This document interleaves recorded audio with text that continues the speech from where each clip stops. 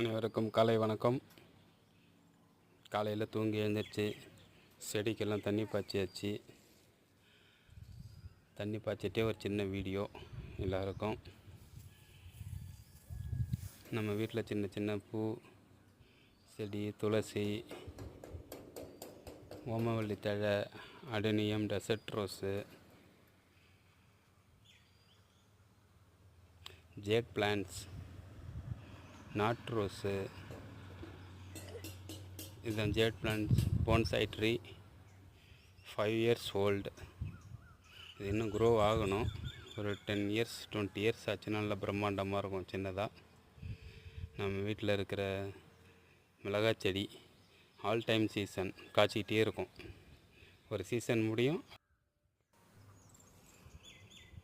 அடுத்து சப்போட்டா, lemon grass, அப்புறம் சைடில் வந்துட்டு நாட் ரோஸு, அடெனியம் செடி, ஜேட் பிளான்ட்ஸ் எல்லாமே இருக்கும். இட்லி பூ,